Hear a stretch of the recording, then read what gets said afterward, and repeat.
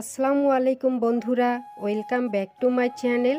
বন্ধুরা, আজকে আমি আপনাদের সঙ্গে আফগানিস্তানি ট্রেডিশনাল ইফতার বুলানি রেসিপি শেয়ার করব।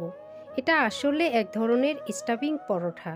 নানা ধরনের স্টাফিং দিয়ে এটা তৈয়ার করা হয়, তবে আমার কাছে পটেটো বুলানিটা বেশি ভালো লাগে, অনেকটা কিন্তু আলু পরোটার মতো।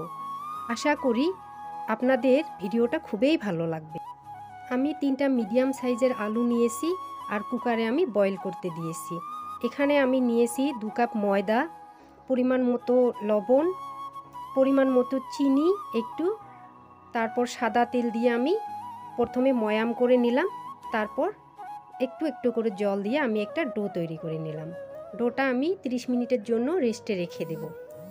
এখন আমি আলুর স্টাফিংটা বানিয়ে নেব। তো আলুগুলো আমি হাত দিয়ে ম্যাশ করব। আপনাদের কাছে যদি ম্যাশার থাকে তো ম্যাশার দিয়েও করতে পারেন। এখানে আমি দিয়ে দিলাম চিলি ফ্লেক্স, চাট মশলা, কুচি করানো পেঁয়াজ, তারপর টমেটো কুচি, আমি টমেটোর বীজগুলো ফেলে দিছি, আর দিয়ে দিব কাঁচা লঙ্কা কুচি আর ধনে কুচি।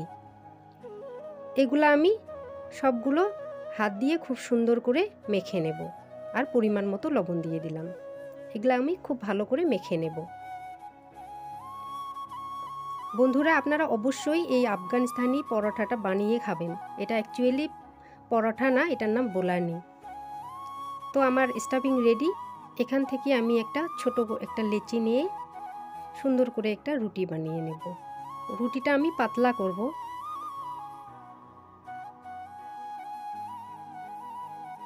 আমি একটা বেলুনের সাহায্যে খুব সুন্দর করে রুটিগুলো বেলে নেব। তো বন্ধুরা, যারা যারা আমার চ্যানেলটি সাবিনাস কিচেন সাবস্ক্রাইব করেছেন তাদেরকে অসংখ্য ধন্যবাদ। আর প্লিজ যারা এখনও করেন নাই, আমার চ্যানেলটি সাবস্ক্রাইব করে আমাদের পাশে থাকবেন। এভাবে আমি রুটিটা বানিয়ে নিলাম। এখন ভিতরে স্টাফিংগুলো দিয়ে দেব।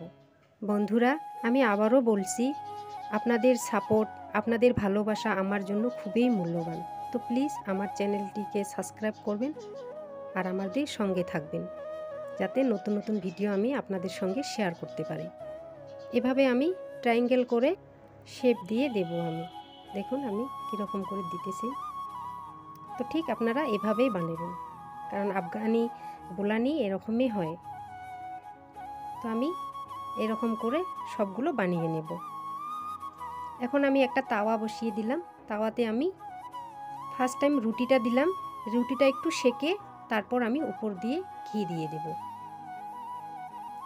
আমি ঘি দিয়ে বানালাম, আপনারা চাইলে বাটার দিয়েও বানাতে পারেন।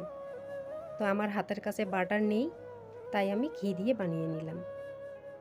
এভাবে উপর দিয়ে আমি ঘিগুলো ছড়িয়ে দেব, দিয়ে একদম গ্যাসের ফ্লেম লো করে আমি ভেজে নেব, কারণ ভিতরের স্টাফিং আছে তো, তাই একটু গ্যাসের ফ্লেম লো থাকবে। আর রুটিটা আমি ঠেসে ঠেসে খুব সুন্দর করে ভেজে নেব।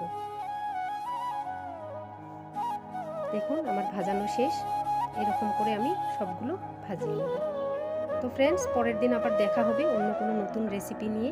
আল্লাহ হাফেজ।